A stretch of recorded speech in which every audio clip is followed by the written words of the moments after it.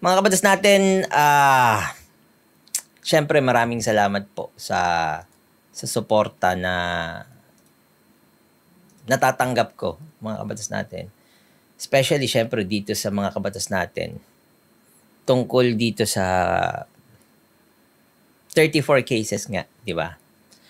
At maraming salamat din doon sa mga tao na gustong magpahatid ng tulong. Todo napasalamat ni Libayan sa mga offer na tulong. Kung napakinggan nyo na itong content niya na ito, ang sinasabi niya, hindi niya kailangan ng monetary help. Pero mag-observe kayo at may kasabihan tayo, tulak ng bibig, kabig ng dibdib.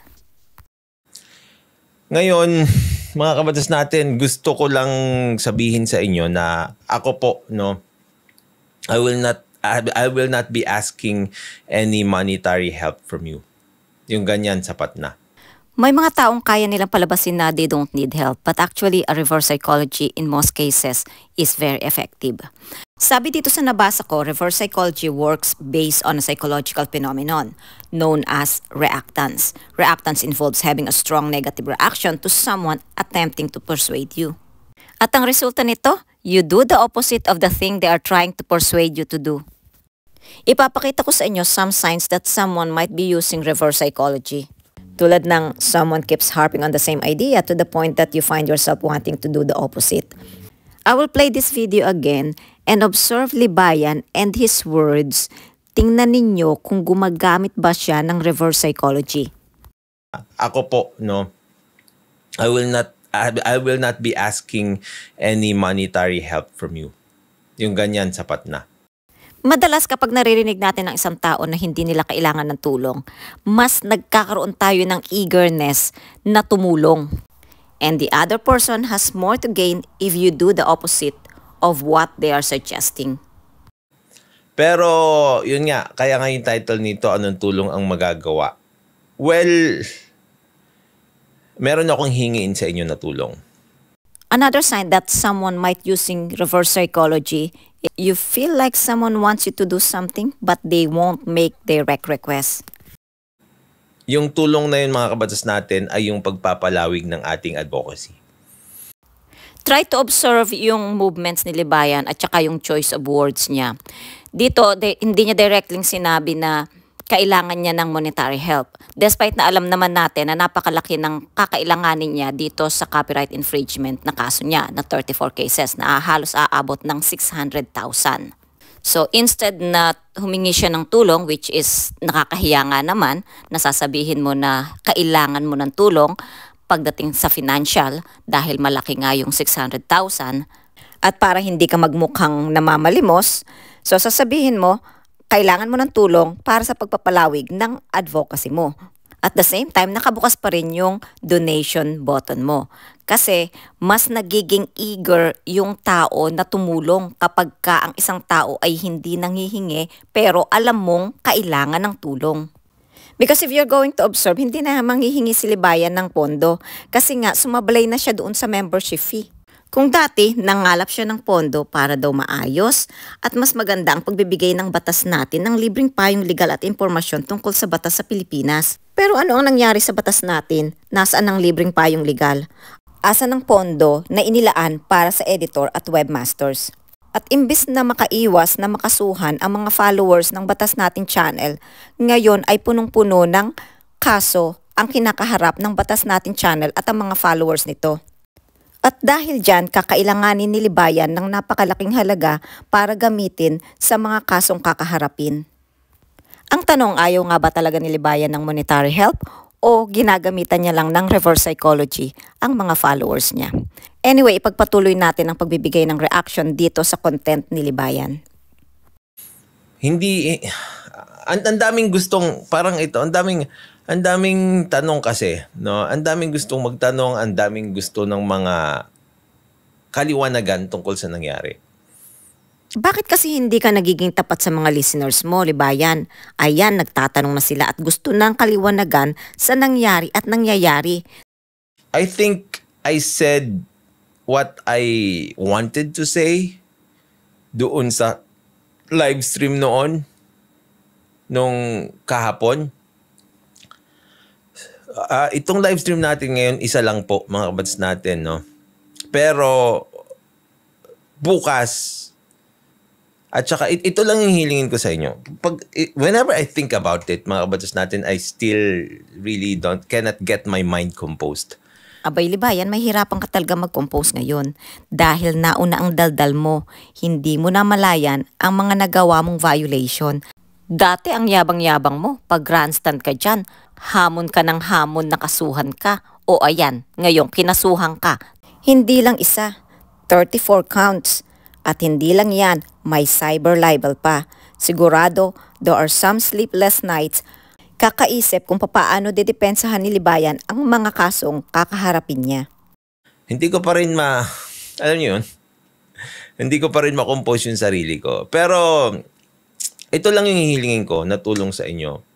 It's all about our advocacy of teaching people.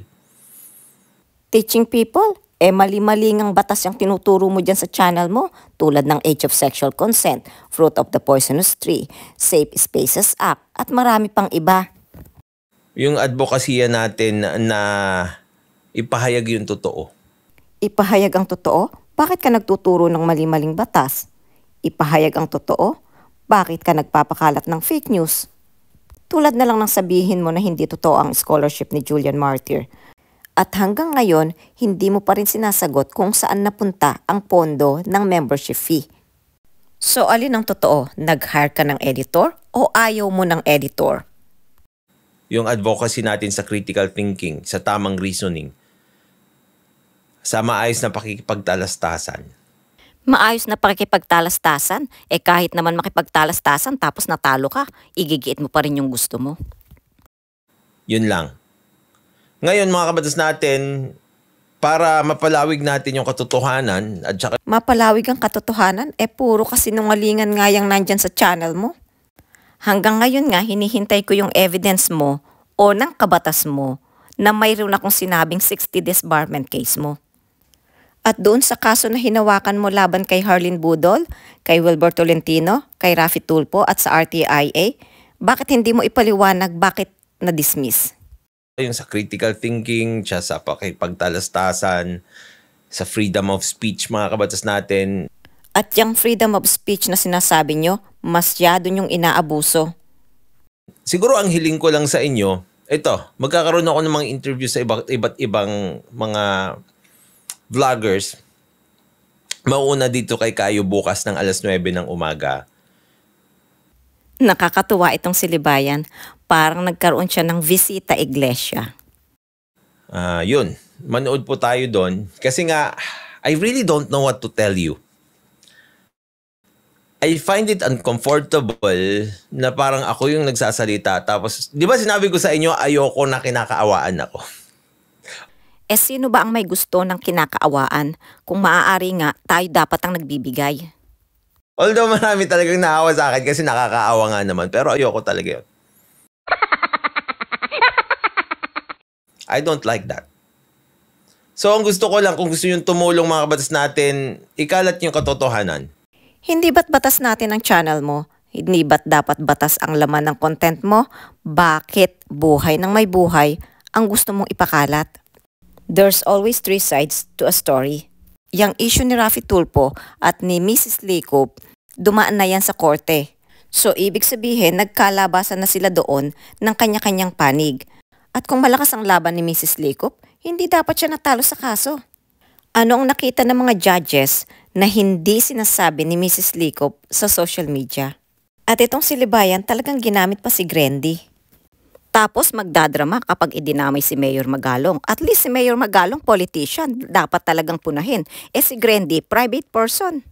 Panoorin natin yung video ni Grendy, mga kabatas natin. Ito yung mga kabatas natin. Ito yung link dito sa interview bukas kay Kayo. No? Ayan. Manood kayo dito sa mga nagtuturo sa atin kung paano makipag debate ng maayos, makipag-usap ng maayos, dun sa mga nagsasabi ng katotohanan. Nagsasabi ng katotohanan? Kung hindi pa na-corner, hindi aaminin na possible na mayroon siyang naskam ng mga Filipino. Makipagtalastasan kayo sa comment section, ipahayag nyo yung kung ano yung totoo, kung Makipagtalastasan sa comment section? Samantalang binablock nyo yung mga against sa inyo, paano makikipagtalastasan? Kayo-kayo, maglolokohan. mayroon taong hindi tama yung ginagawa. Yun siguro mga kabatas natin yung mahihiling ko sa inyo. Pera, I will not be asking you. O iyon, malinaw ha, pera, hindi raw siya manghihingi. Kaya tingnan ninyo yung channel niya kapag nagla-live kung nakabukas yung donation niya. Wala akong hingi na pera sa inyo. Although mga kabatas natin merong Oops, wala raw hihingin na pera. Pero may although. plano yung community natin na if ever this happens, this is a huge blow. Mga kabatas natin, imagine 600,000, 34 cases. Kailangan ba talagang banggitin yung gagastusin mo dyan sa 34 cases mo? Ano yan, indirect na paawa? Sasabihin mo ayaw mo ng kinakaawaan, pero babanggitin mo yung 600,000 na gagastusin mo dyan sa 34 cases mo. Sabi nila, attorney, we have to be prepared for other people. Be prepared para dyan sa paninira ninyo para pag nakasuhan kayo, mayroon kayong pondo na gagamitin. Kasi syempre ako nga naman, isang abogado. And of course, I think naman, I will not burden you anymore of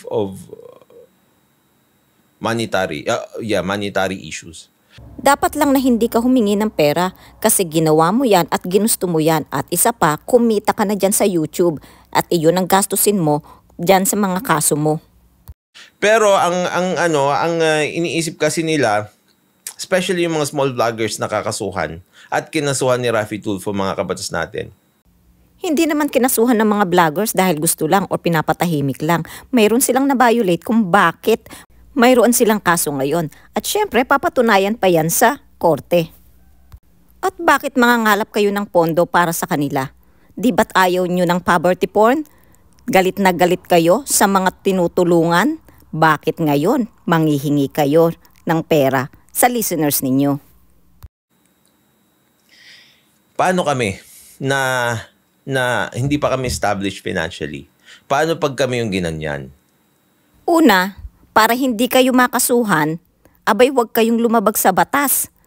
Pangalawa, hindi ba't dapat ikaw ang attorney, kaya dapat ikaw ang nagtuturo ng tamang batas at para makaiwas ang mga vloggers mo na makasuhan? Wala namang problema sa pagbabatikos, but if you cross the line, dyan tayo magkakaroon ng problema. At yan ang nangyari sa iyo, Libayan, at sa mga vloggers mo. You cross the line, you push it. That's a valid point. Pero mga kabatas natin, we cannot ask you money. We cannot ask you money? Sigurado ka ba dyan sa sinasabi mo? Ngayon, kung darating yung panahon na makaka-establish tayo ng isang maayos na grupo, isang maayos na pondo kung saan ito yung gagamitin natin sa mga tao na kakasuhan ng slap suits, we will Ayan na naman yung mantra mo na yan na slap suit. Nagkaroon nga ng probable cause, di ba? So bakit slap suit? definitely tell you. Antayin nyo lang ho kami dito sa community, si Ricul, antayin nyo si Nakayu, si I Am Shanwayne. Kasi sila yung nag-promote doon. Okay. Sila pala yung mga vloggers mo na nangongolekta ng pera pang pondo para manira ng tao?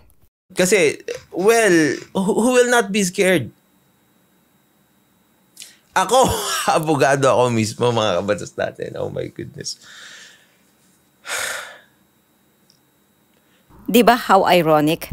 Ikaw na isang abogado pero ang dami-dami mong kaso? Sinabi ko nga sa kanila, it's so weird na ako, I've experienced a lot in relation to litigation. Ayan na naman siya, nagyabang na naman ng mga alam niya, pero mga kaso, dismiss.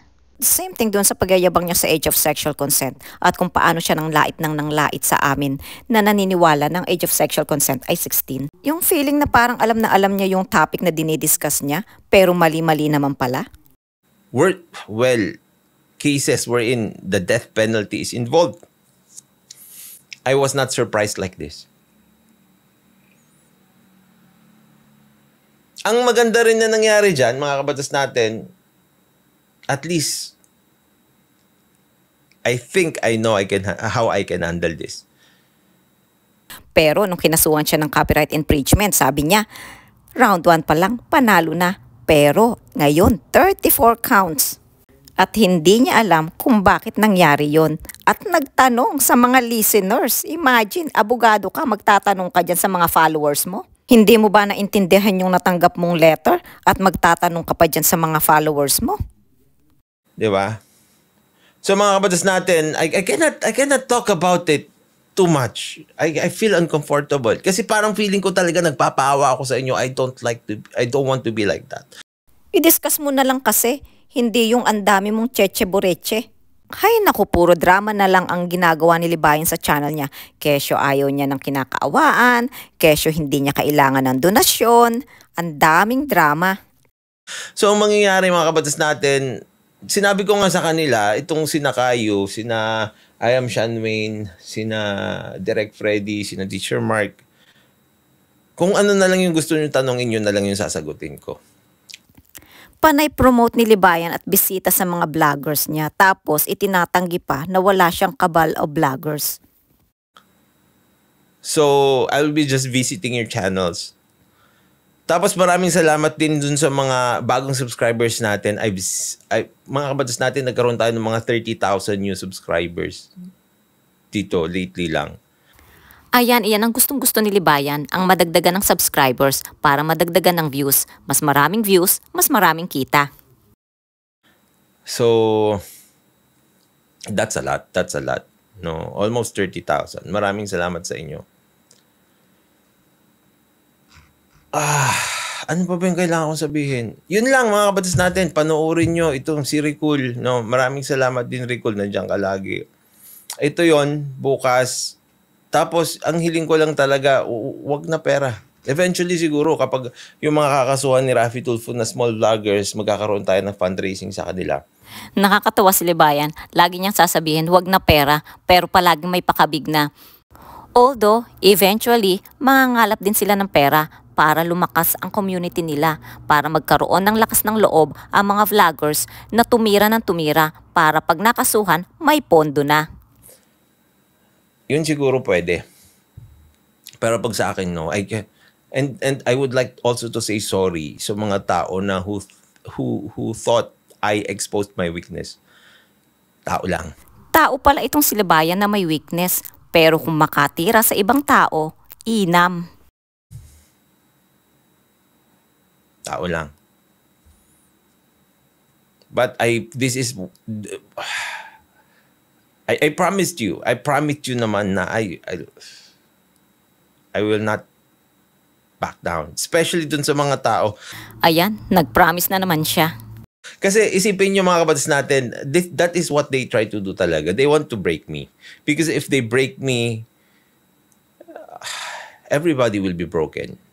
Not everybody will be broken. Ang mga kabatas mo lang at ang mga vloggers mo will be broken. Dahil ikaw ang may malaking responsibilidad dyan. Dahil ikaw ang attorney. At dapat ikaw ang nagtuturo ng tama dyan sa mga kabatas mo. Kaso mali-mali ang mga impormasyon na inahatid mo dyan sa channel mo. Kaya ayun, parot sila ng parot. Kaya ayun, nakasuhan tuloy sila. Pero this fight is more than me. Actually,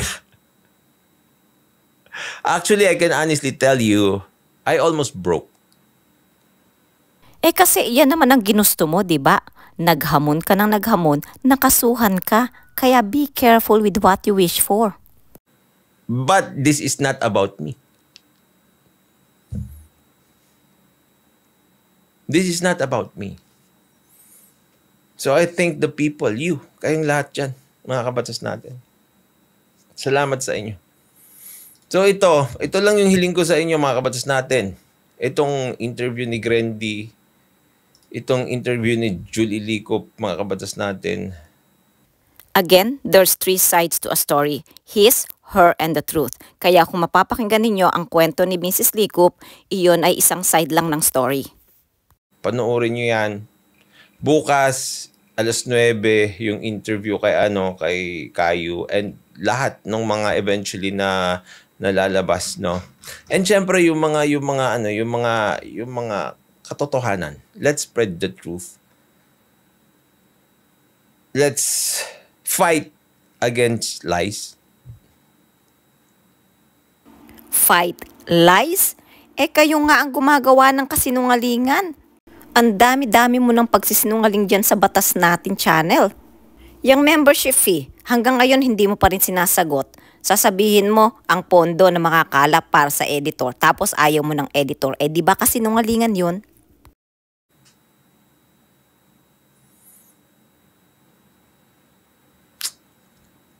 Tapos ngayong gabi mga kabatas natin, isa lang yung isa lang yung live stream natin ngayon. Gusto ko lang i-announce ito.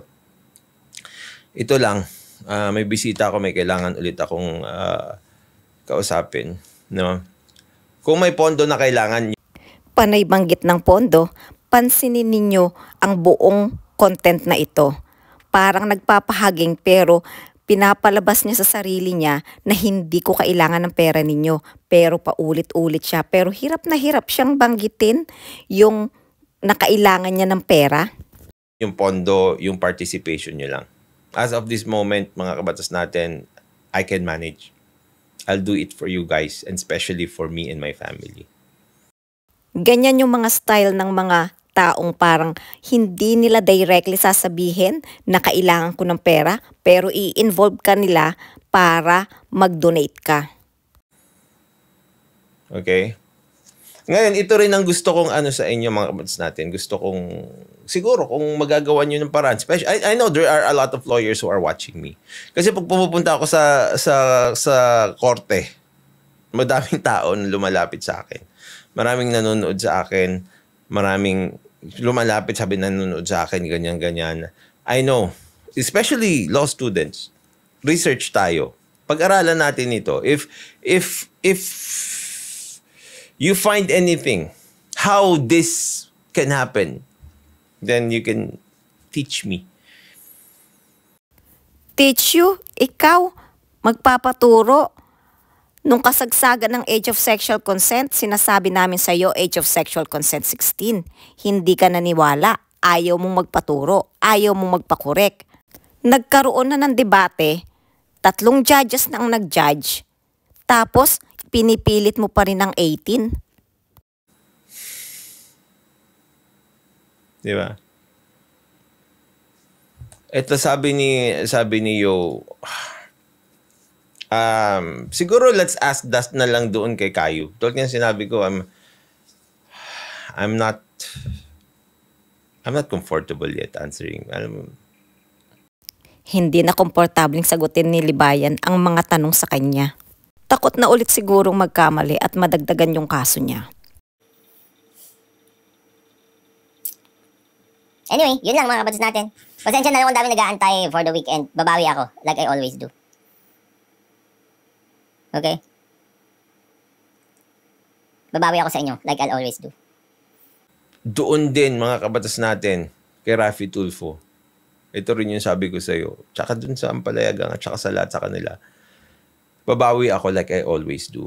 Babawi kami like we always do. Yun lang ang promise ko sa inyo. Wow, may pagbabanta si Libayan. Galingan nyo muna dyan sa kaso ninyo, galingan nyo yung depensa ninyo, at kung mapatunayan ninyo na wala kayong nalabag sa batas, saka kayo bumawi. No? And you know us. Makikita nyo yung community natin, yung grupo natin, we don't break promises.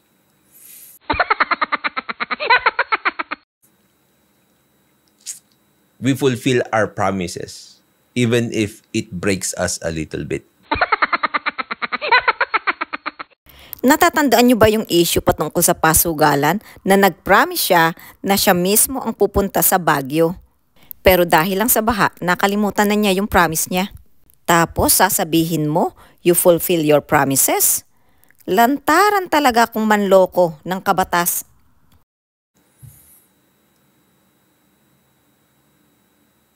Because, you know, with those challenges, we will be better persons. Bukas kita.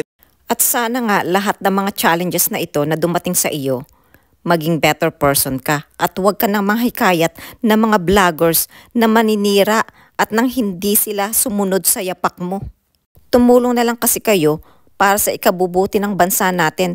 Hindi yung puro batikos lang ang ginagawa ninyo tapos hihingi pa kayo ng pondo sa mga tao. How ironic, batikos kayo ng batikos sa mga tumatanggap ng ayuda at nagbibigay ng ayuda. Tapos kayo manghihingi ng ayuda para pambayad sa mga kaso ninyo? Kita po tayo mga kabatas natin. 9:00 ng umaga. Okay? O wag kalimutan ang bisita iglesia. Gabi bukas, I'll try to have a regular live stream. Yung hearing kasi namin, next week na yan. Agad-agad next week. Okay? Maraming salamat mga kabatas natin. Panoorin po natin yung kay Grandy at saka kay Ma'am Julie. Panoorin natin yung interview bukas. Tangkilikin ho natin lahat ng mga nagtuturo ng tama sa YouTube. Maraming salamat po. Panay-promote ni Libayan sa interview niya kay Grandy at kay Mrs. Leacoop. Ito ang tatandaan ninyo. There's always 3 sides to a story. His, her, and the truth. Kaya yung mapapakinggan ninyo kay Grandy at kay Mrs. Leacoop, isang side lang yun ng story. Pero para sa akin, yung opinion ko, dumaan na yan sa korte, so ibig sabihin, may mga bagay na sinabi na sila sa korte, pero bakit natalo si Mrs. Leacoop? Matulog po tayo ng mahimbing dahil alam natin na yung natutulog ng mahimbing, siya yung laging panalo. Paalam po, pansamantala. Nagpayo na naman si Libayan. Siya kaya nakakatulog ng mahimbing sa dami ng kaso na kanyang kakaharapin? Anyway, abangan natin ang mga susunod na kabanata. For now, thank you for listening. Take care. Enjoy life. Bye!